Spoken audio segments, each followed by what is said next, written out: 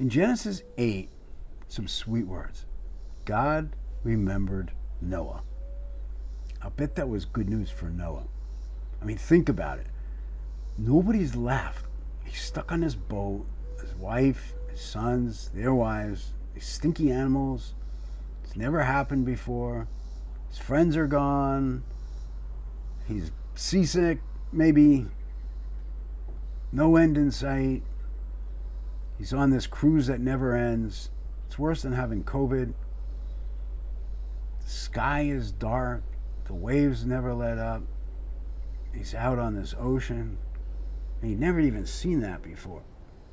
And God remembered Noah and all of the beasts and all of the livestock that were with him in the ark. And God made a wind blow over the earth, and the waters subsided.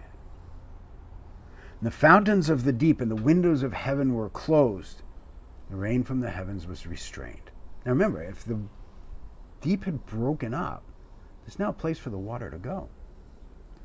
Waters receded from the earth continually. At the end of 150 days, the waters had abated. In the 7th month, on the 17th day of the month, the ark came to rest on the mountains of Ararat. The waters continued to abate until the 10th month, and on the 10th month, on the first day of the month, the tops of the mountains were seen.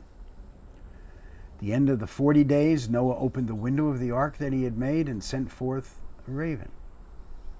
It went to and fro, and the waters were dried up from the earth until the waters of the earth were dried up. He sent forth a dove from him to see if the waters had subsided from the face of the ground, but the dove found no place to set her foot, and she returned from the ark, for the waters were still on the face of the whole earth. So he put his hand and took her and brought her into the ark with him. And he waited another 7 days, and again he sent forth the dove out of the ark. The dove came back to him in the evening, and behold, in her mouth was a freshly plucked olive leaf. So Noah knew that the waters had subsided from the earth. He waited another 7 days, sent forth the dove. She did not return anymore. Do you know how many people have asked me, hey, if there was a flood,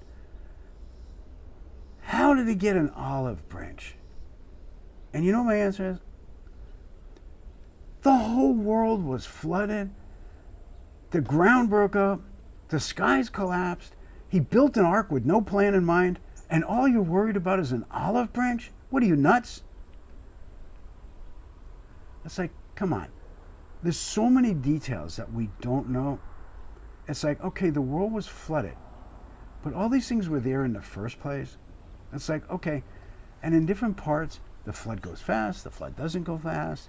It's like, so the flood left, and some of the trees were waterlogged, and now they're no longer waterlogged, and he found an olive branch. I don't know.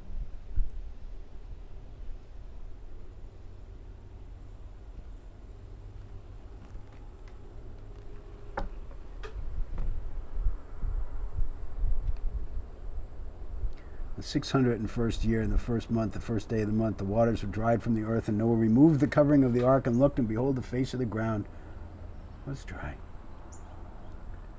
In the 2nd month, on the 27th day of the month, the earth had dried out, and God said to Noah, go out of the ark, you and your wife, your sons' wives with you, bring out with you every living thing that is with you, of all flesh, birds, animals, every creeping thing that creeps on the ground, that may swarm on the earth. Catch this, be fruitful, multiply on the earth. Recognize that? This is the second start. So Noah went out, his sons and his wife and his sons' wives with him. Every beast, that creepy thing, and every bird, everything that moves on the earth went out by families from the ark. What happens now is God makes one of the most important covenants that has ever been made. I'm not going to do it again. Noah built an altar to the Lord, took some of every clean animal, some of every clean bird, and offered burnt offerings to the Lord. Now you know why he needed 7 of some. When the Lord smelled the pleasing aroma, the Lord said in his heart, I will never again curse the ground because of man, for the intention of man's heart is evil from his youth. That's the point. Never again will I strike down every living creature as I have done. While the earth remains, seed time and harvest, cold and heat, summer and winter, day and night, shall not cease. The hand of God is restrained in that. It shows that there is a limit to God's anger. There's a limit to God's judgment. Something within God holds back his righteous anger, even when we deserve it. And that's the lesson that's going to come forth.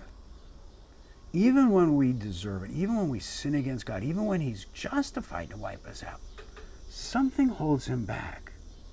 And that's the story that will play out through the rest of the Bible. Because that even while we were yet sinners, Christ will die for us. There's this thing hidden in the heart of God that's not so hidden. It's called his love.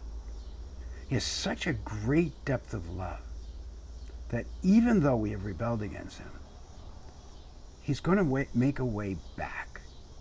He's going to send his son. And he's going to take all that anger, all that wrath that we deserve, he's going to put it on his son. And he's going to make a way back because there's a limit to his righteous anger. And that's what the rest of the book, the Bible, is about.